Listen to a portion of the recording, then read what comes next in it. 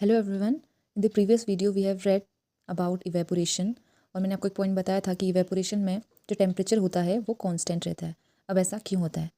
यहाँ पे लिखा है कि during evaporation the temperature remains constant because the energy added और removed is use to break और form intermolecular bonds rather than increasing the kinetic energy of the particles.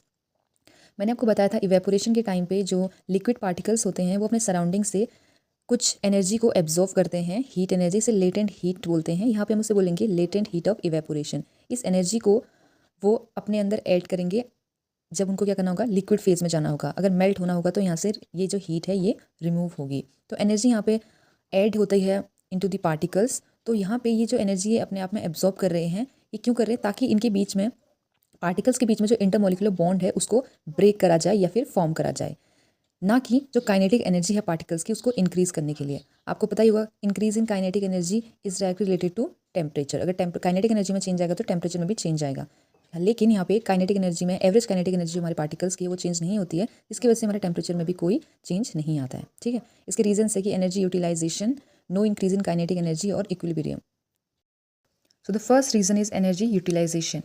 It means जो particles हमारे surrounding से energy को absorb कर रहे हैं और लेटेंट हीट को एब्जॉर्ब कर रहे हैं, ये सिर्फ इसलिए कर रहे हैं ताकि जिस इंटरमोलिकुलर बॉन्ड से वो बधे हुए हैं इस लिक्विड फेज में रहने के लिए, उसको ओवरकम कर सकें बस। ठीक है, जैसे ये लिक्विड वेपर स्टेट में कन्वर्ट हो जाएगा तो बस उसके बाद ये एनर्जी को एब्जॉर्ब करना बंद कर देंगे। ठीक है, तो इसमें कोई काइनेटिक एनर्जी का इंक्रीज नहीं हो रहा है। सिर्फ वो एनर्जी इसलिए एनर्जी जो भी यूटिलाइज हो रही है वो टेम्परेचर को इंक्रीज करने के लिए नहीं हो रही है, सिर्फ in order to overcome the intermolecular bonds between the particles of liquid.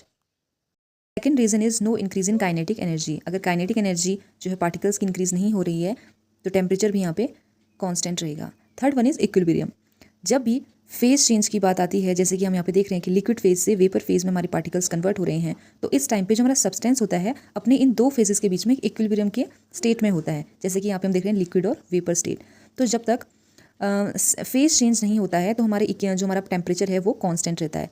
Phase change के टाइम पे हमारा टेम्परेचर कांस्टेंट रहता है। जब तक ये प्रोसेस कंप्लीट नहीं होती there will be no change in temperature. Hope you like the video और आपको ये कॉन्सेप्ट समझ में आया होगा। अगर आपको समझ में नहीं आया तो आप कमेंट कर सकते हैं, मैं इसे दोबारा समझा दूंगी आपको। Thank you.